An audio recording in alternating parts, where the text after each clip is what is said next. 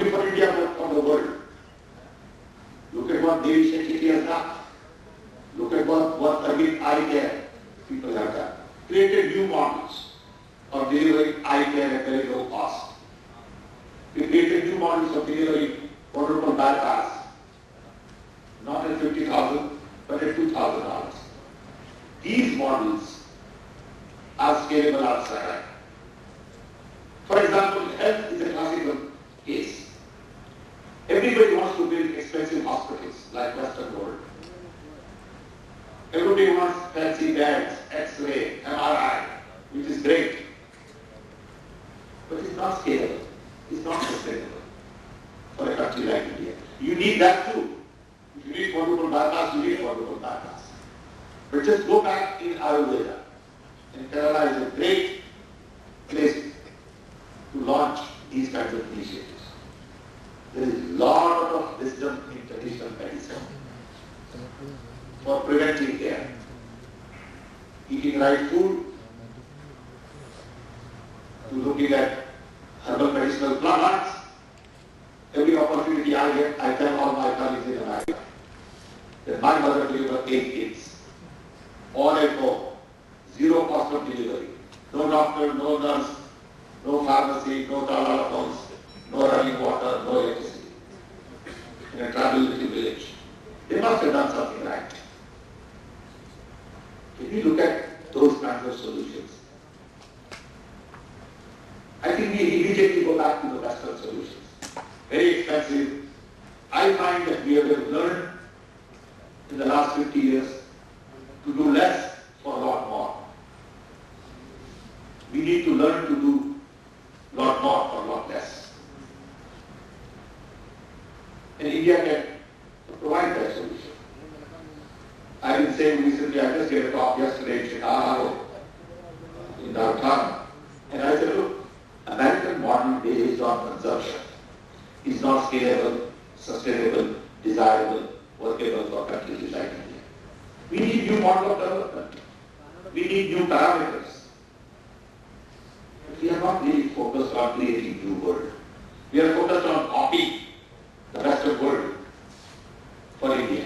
It's not going to work. I mean, the whole business of measuring GDP, GNP, per capita income, all that made a lot of sense at one time. I'm beginning to question some of these fundamentals. And then only we will begin to find some new answers. I'm very hopeful. I think we will be forced into thinking differently because of the challenges we have. And I'm sure we will find solutions. So don't look at through Western prism. If you do that, you will find the solutions to all exist. It is very complicated. Everything is too expensive. And I can assure you, there are new ways to look at things. And some people are doing it in their own little way. I'll give you 2 examples. I mean, if you tell somebody that you can do quadruple bypass for $2,000, nobody will believe it.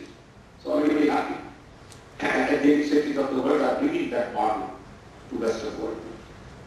In fact, Western world is looking to India to find new solutions, find new models of development.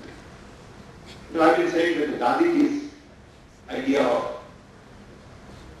Raj, whatever he called, rural development basically, could not be realized because there was no communication. With internet developed, I see 4 different opportunities to provide education, health, government services, run businesses, and revive rural communities.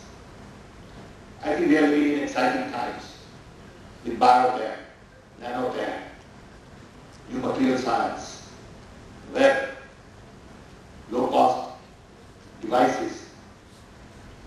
It's exciting to look at new solutions. I mean, we are talking about this tablet for $50. That will transform education if you do it right. So it's not just about the hardware. part5 local content, redistribution of material, books, restructuring of our classroom, redefining the role of the teacher to that of a mentor. All of these are huge challenges. But I see in them great hope. I hope this gives you an idea. Thank you. Is that Yeah, I know. I just have a... Does that make sense? It does a lot of sense. In fact, the only thing is putting this sense into a lot of the people, especially like you talked about on the administration side, is what's going to be a big challenge. And I think a lot of points which you said are also equally important for those who are looking at entrepreneurship in India to consider. We have really about 400 to 500 people sitting in this hall. I know we're not going to be able to give everyone a chance to ask questions, but I would like, we'll probably take 3 or 4 questions, or maybe 4 or 5 questions, and then I'm going to ask, take 5 questions, and then I'm going to ask the panel if they have a question to ask. They could all ask a brief question, and then I'm going to request you to respond to them together. It becomes easier that way. So let's see. I'm going to take the young people first. I have a gentleman there in the 4th row. Let us be very brief, and if you can just give your name and identify yourself and ask a question. Hi, Sam. I'm Sairul. I'm a reporter with BC Circle. So my question is that you said that your government is creating a fund, National Inclusion Innovation Fund. So what kind of a model would you adopt to disperse the fund? Is it a, because we have lots of funds for MSMEs. Can you brief and quick? Yeah. Okay. Yeah, good, please. Can I have a microphone here?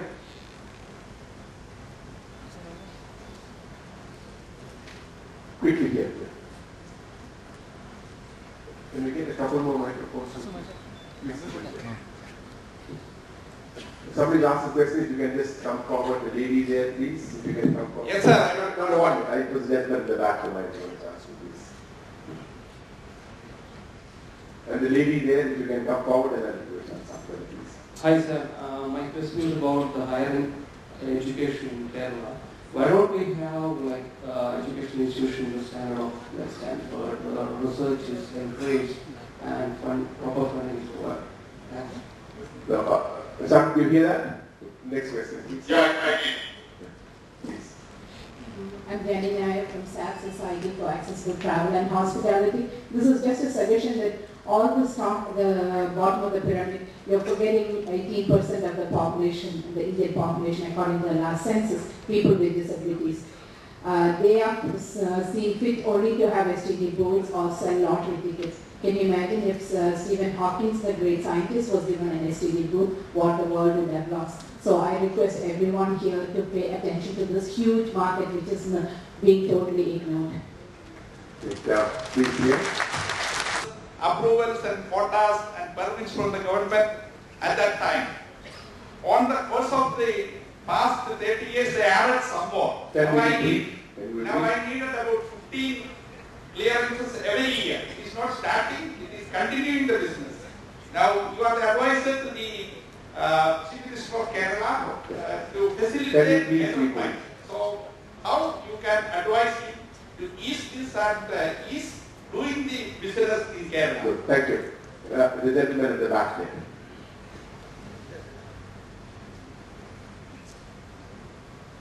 Hello, my name is Eamon. I am extension at IMK, and I have a short question. Great conference, but I'm missing a lot of young people because in Germany the people are younger. So my question is, what you can do that people start earlier to start a company in India? Yes, last question, yeah. I could not hear. Okay, he's a student from IIM Kozhikode, and he was asking, what can we do to attract younger people into getting into entrepreneurship, correct? Good, please. Yeah, I'm Francis from the digital media. Can you be louder? Yeah, I'm Francis from the digital media. My question is, Kerala is having a continuous erosion of agricultural entrepreneurs. Is there any specific new idea which we could hear from Dr. Santaputa? There's one more lady, and just going to give her a chance to ask.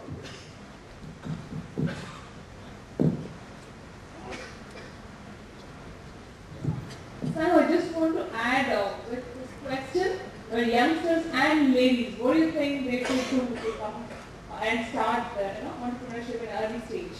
Thank you.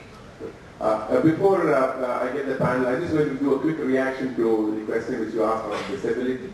Probably for the first time in India, we have a major program which is being launched by the government of Kerala in the next few weeks, which will look at prevention of disabilities, will look at early screening, early intervention, rehabilitation and capacity building for training of persons with disability in such a manner that they get a job, not because they're disabled, because they have the capabilities to do their job. And the first experiments on that have happened. There are large companies who have taken people that way. They just thought I should take that. Can I ask Arun to start, or let me start with Mr. Tanji? A quick question, if there is something. Otherwise, we can just go. Good. Start. Good. Arun, you like one quick question really is that, what I found today was talking to people, a number of entrepreneurs who start in Kerala and then they say, Bangalore is a place to go. So for some reason, Bangalore has become a magnet for entrepreneurs. And what do we need to do in Kerala to make Kerala another magnet? Sam, I just one comment before you. I mean, you were here for Emerging Kerala and you saw the people who were here. I think we have at the end of the day today, just on a session of entrepreneurship, about half that crowd in this room, which I think things are changing. People want to change. They want the change happening. We do have a lot of young people, not maybe we need more. But like Arun was saying, what do we do to ensure that we are able to convert this energy that we see in the people in this room into entrepreneurial ventures in the state of Kerala? Over to you, Sam. Thank you. Well, I'm going to try to answer these questions in the sequence they came in. And if I forget something, please re-ask, because on this side, clarity was not that great in terms of audio. So first one was by some reporter friend on fund. The fund is going to be working as a commercial fund, but with understanding that the returns are going to be in tune with the social ventures at the bottom of the pyramid. So you are not going to get 20% return, you probably get 10-12% return. So the people who are putting money into the fund are aware of the fact that this fund is not going to give you 20% return that normally people ask for. The decisions will be made still on commercial basis. It will fund innovations for the bottom of the pyramid, at the bottom of the pyramid. As a result, it will focus on education, health, agriculture, environment, those kinds of issues. It is too early to say how it will unfold, but we have taken the initiative and time will tell a little more and we will learn from that. Second question was on higher education. And I agree, why don't we have good universities and research facilities in Kerala? We have recommended to the Kerala government creation of 2 knowledge cities, one in north and one in south. The idea behind knowledge city is to really bring knowledge workers together at one place so they can walk to work. They live there, they work there, so we can bring research institutions, intellectual property people, universities, laboratories, vocational education, innovators, all of them together at one place. Maybe start with a community of 30, 40, 50,000 people. Focused on building knowledge, solving problems. I believe this is in the works, and Kerala government is looking for the right spot. We don't need too much land. We can go vertical. We can be more condensed. But we need focus on knowledge in Kerala. If we do 2 knowledge cities, I think it will be a great start. It will work more as a catalyst to bring best talent from all over the world to Kerala. But you need to bring real talent. It is not about a real estate project. It is not about building buildings. It's about really creating the right content, ecosystem, connections. Third comment was on hospitality. I thought that was more of a comment that doesn't deserve or doesn't require answer. It was a good comment. The fourth one was that our friend there said that we had 10 clearances when he started, now there are 15. And I know that if we are not careful, in the next few years there will be 25. So we must collectively work together to simplify. And with IT, we can simplify a lot of these things. One of the things I'm working on right now is to really democratize information by creating public information infrastructure. I must say that the government has the political will to democratize information, to really create institutional infrastructure for openness, transparency, accountability. So we are creating 2 major networks. Knowledge network at the cost of 3 billion, already built, working to connect all of the universities with 40 gigabit bandwidth. We are connecting all of the panchayats to optical fiber. So you have hundreds of megabits of bandwidth in villages. Then we have to learn to use this and create business opportunities with this connectivity. Because private party will not invest in building infrastructure. These are the super highways of tomorrow. The government is willing to put 100,000 crores to build it. But government doesn't get credit for it. Because in our media, all of this gets lost. We are building platforms for ID that Nandan is working on. Dr. Kasurandan is leading the effort on GIS. Dr. Garola is working on application platforms. So we are creating all these platforms to really take technology all the way to villages. But we need entrepreneurs to take advantage. So we need to simplify processes, use technology. Bureaucracy justifies more processes to make sure that nothing wrong happens. In the process, more wrong happens perhaps, and things get complicated. So I agree that we need to simplify. How do we attract young? I think 1, we can learn to respect failures. 2, give them the facilities they need, tools they need, and also provide that kind of encouragement from family and the community to create jobs and not take jobs away. Our entire education system is designed to go get a job as opposed to go create a job. So we need more young people to go create opportunities for others and not take a job and look for a job. Then there was this whole issue on erosion of agriculture. Kerala has less land, and that's the disadvantage. Maybe it's an advantage. So one, Kerala has to really focus on land use, how that land is used. Is it really used productively?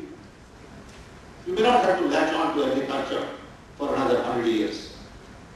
Kerala is part of a very large country. So every state doesn't have to be self-sufficient in food. And when Montek made that comment, people reacted. But I think these are the kind of new ideas we have to explore. So can Kerala use that land more productively?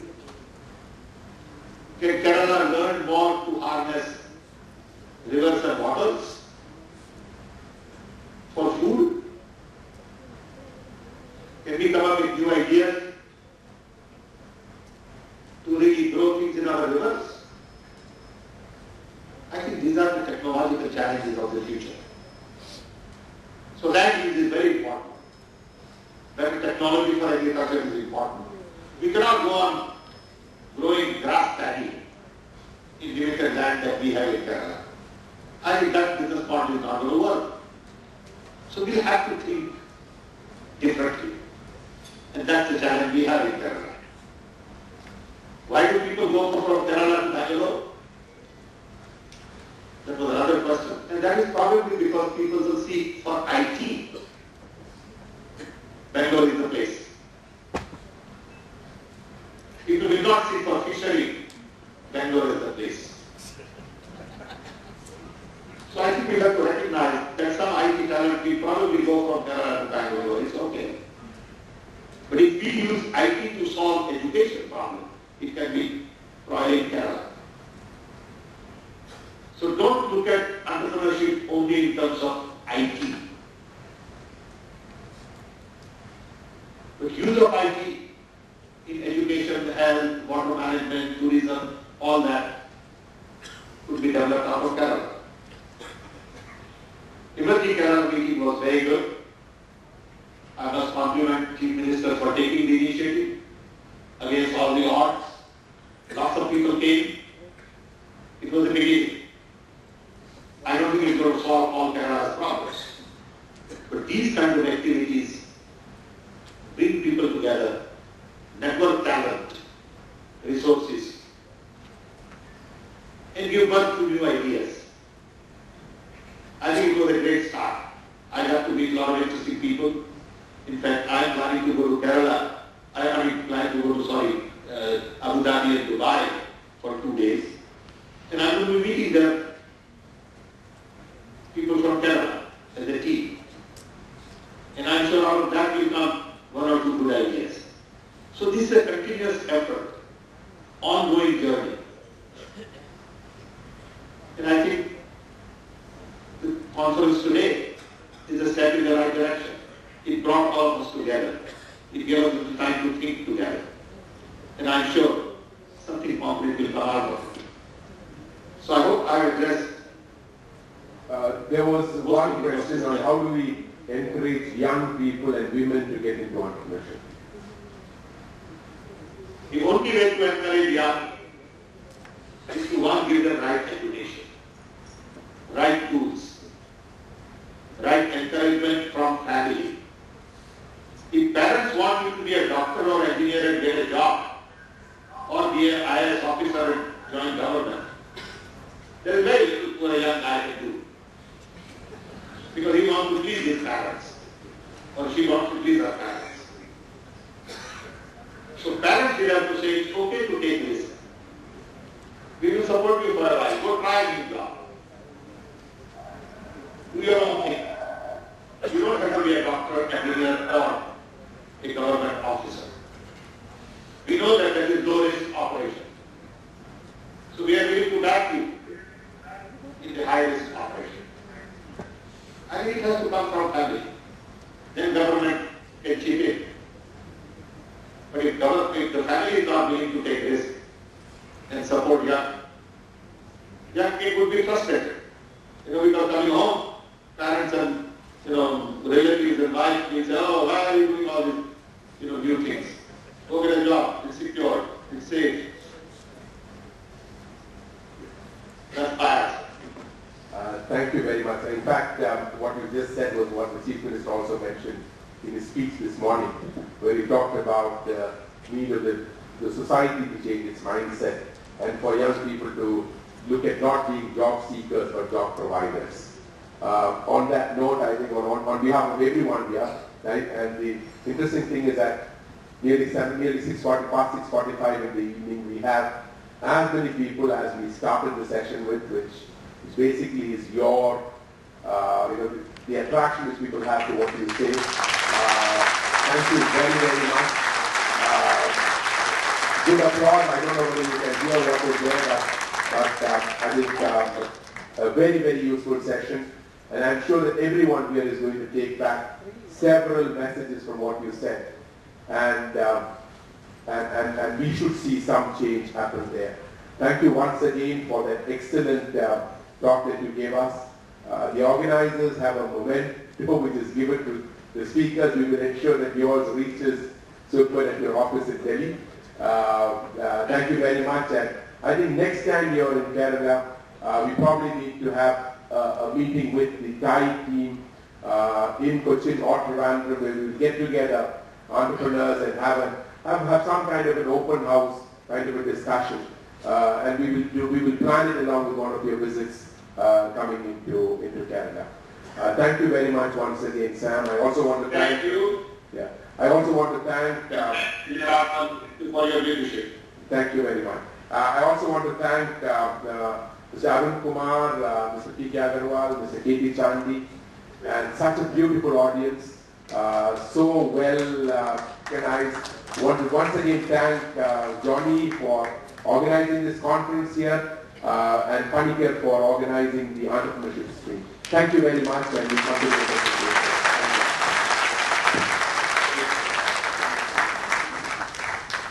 Thank you, Mr. Katura. Have a good day. And thank you, gentlemen, for the fantastic event.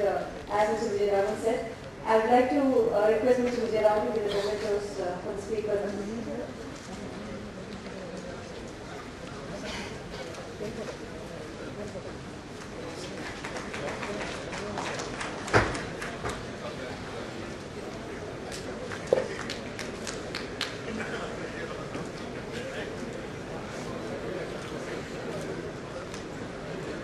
Thank you, and this brings to the end of the first day of the session.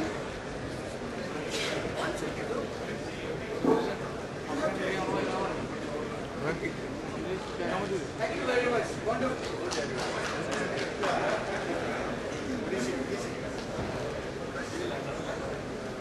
Don't go away, be seated. One more minute. You have sat for so many hours together, the small announcement. Please be seated. Don't go away. Alright. Two announcements before this young, lovely lady will come and tell you about art gallery and the session thereafter. Two small announcements. One, the first announcement is that of a Kerala-based company making laurels, which some of you must have read in the newspaper today, both in Malayalam as well as in English. IPA Software Services is one of the true success stories of Kerala. It started operations from Equipart Trivandrum with about 55 employees, and now in 15 years IPA is a multinational company with over 2,000 people on board, operating from about 10 global locations. IPA supplies solutions to the travel and transportation and logistic industries, managing mission critical operations. We are happy to inform you that IPA has acquired a US-based hospitality company by name HPSI, or Hotel Booking Solutions, thereby extending its footprint in the booming hospitality industry. The acquisition,